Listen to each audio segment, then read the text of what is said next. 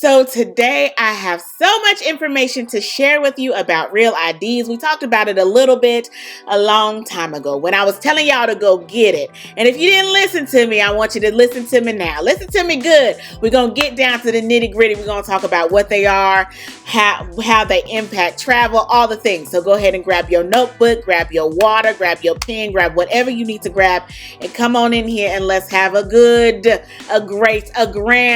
conversation. Come on back.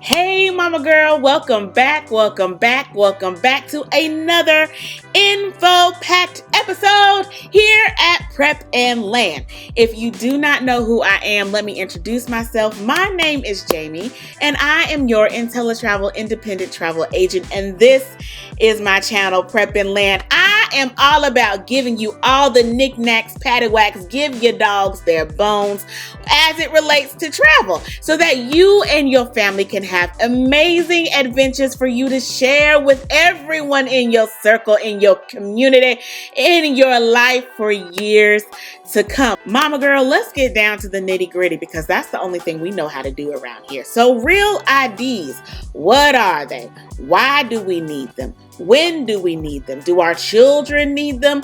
Do we really need them to travel? What if it's just a domestic flight? What about international flights? Honey, tell me all the things.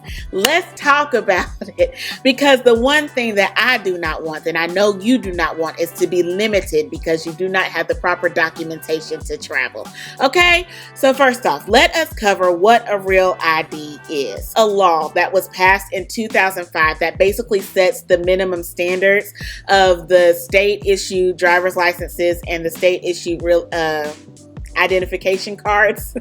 So basically what that means is that the federal agencies cannot accept anything lower than what the Real ID is. So it cannot accept what we used to have, the old IDs. It can no longer accept that because the standard has been raised to elevate the security, to elevate the safety, to elevate all the things with the Real ID. Now, where will you need the Real ID? You'll need it to access certain federal buildings. You'll also need it to access nuclear power plants,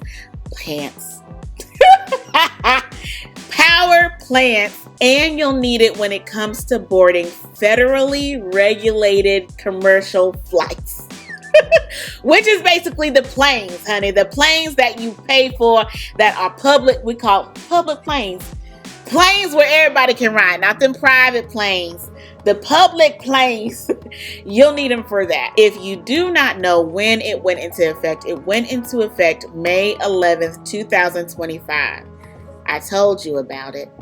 If you did not listen to me now. We're in August. So it went into effect a few months ago, May 11th, 2025. So if you do not have one already, go ahead and get one. Now, another question that I've come across is, what does this mean for travelers? Because even though we were told to get Real IDs, we really don't know what it means for us as it relates to the things that we like doing, and we like traveling. So let's talk about it. This means that TSA will only accept Real IDs or driver's licenses moving forward. Now, if you are a special person is one that lives in Washington or Michigan or Minnesota or New York or Vermont, and you have an enhanced driver's license, you can use that instead of the Real ID. If you do not live in Washington, New York, Minnesota, Vermont, or Michigan, and you do not have an enhanced driver's license or ID, you need a Real ID. If you do not know what that is and you do not live in those states, then you do not qualify and you need a Real ID. If you do know what that is and you do live in one of those states and you do have one, you do not need a Real ID. Okay? Okay. Now, let's talk about the domestic travel changes that have happened. So, if you do not have a Real ID, but you have like a passport or an enhanced driver's license, or any of the valid acceptable IDs listed on TSA's website, you can also use one of those. Okay, so even though I stress that real IDs are very important, if you do not have that right now and you have a travel engagement coming up, if you have one of the valid ID forms of identification listed on TSA's website, then you can use that instead of a real ID. But I still encourage you to get a real ID. Now, for a full list of all the documentation that is acceptable by TSA, go to their website. I've left a link in the description box below. Check that out. Go to the website, see what documents are acceptable, and you can use those as long as they're valid and as long as you have them. If you don't have them and if they are not valid, you cannot use it. Okay. Now, as it relates to your children, do these children need real IDs? Let's talk about it. So TSA does not require children under 18 to possess a real ID for domestic flights. So even though TSA does not require it, you still need to check your airline that you are flying on to see what their requirements are as far as identification for children. Now, because I love you, I went ahead and I included some of the airlines. I went ahead and included their links in the description box below so that you can see the requirements for each of them. So I have American Airlines on there. I got Delta on there, Southwest, United, JetBlue, and Spirit. If you are not flying one of those, I highly encourage you to go on the website of the airline that you are flying with and see what the requirements are for your babies to make sure that you have the proper documentation for your children. Okay? Now, if you are, I don't want to say bullheaded, but if you are a bit stubborn in acquiring your real ID, if you are fighting it until you can't fight no more, which was May 11th, 2025. But if you are still fighting, fight on by yourself.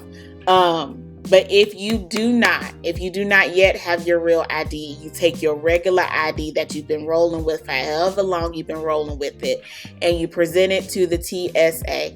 I want you to go ahead and prepare to be pulled over for further interrogation. I want you to go ahead and prepare for TSA to say that you are in violation, and I want you to go ahead and prepare for a longer time spent with TSA, because they will pull you.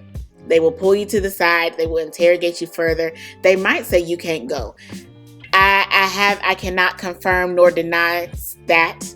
I want to say they'll still let you go through, and they'll just say you're in violation and you need to take care of it as soon as possible. But to avoid that, to avoid the delay of TSA, go ahead and get your real ID. Okay.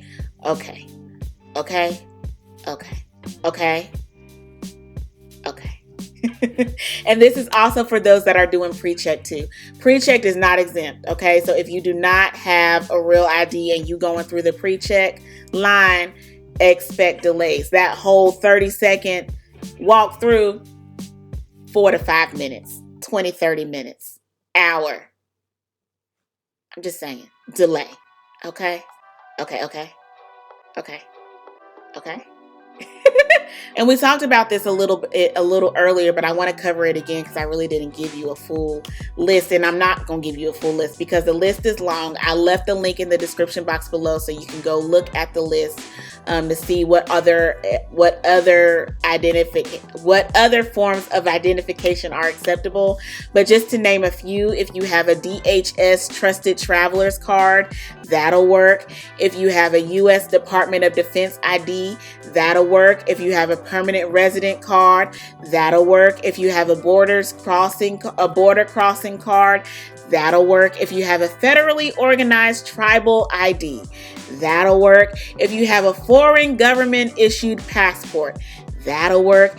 If you have a veteran health identification card, there's a whole list of different forms of ID that is accepted if you do not have a real ID. Now, if you do not have those forms of ID, and you still don't have a real ID, expect delays, okay? Now, mama girl, that was a lot of information. I get this, but I don't want you to forget that the real ID does not replace anything, okay? So if you are going abroad, you still need a passport. You still need to check to see if you need a visa. And if you need a visa, you still need a visa. You still need the documentation that you had prior to the Real ID coming into effect. The Real ID is just to get you past TSA, okay? To keep you legal, to keep you rolling through, to keep you moving on to bigger and better adventures, okay? It does not replace a passport. It does not replace the visa. It does not replace any other documentation that you need to travel to foreign countries, okay? Okay, listen, that is it. That is all I have for you today, mama girl. Thank you, thank you, thank you. If you have made it to the end of this video, go ahead and go ahead and share it with the people in your community, because we are not gatekeepers. Everybody needs to know this information so that there are no restrictions to anybody's travel. We don't need that in our lives. We don't need that in the lives of those that we love, okay? So go ahead and share this information to all the people in your community, and leave a comment in the comment section below. What did you know? What didn't you know? What other questions do you have? I also have some helpful links in the description box below, so go ahead, head down there and look at all those links to get all the questions that you need answered that I have not answered for you. If you need more tips, tricks, knickknacks, paddywhacks, give the dogs all their bones. If you need promotions, if you need help, I felt like an ape right there. If you need help, I am here to help you. Go ahead, head over to my website, www.prepandland.com. I will help you plan these amazing adventures for you and your crew. Again, that website is www.prepandland.com. As always, mama girl, continue to choose to make life an experience, and experience the life that you choose. Don't just exist, live. Until next time, mama girl, peace.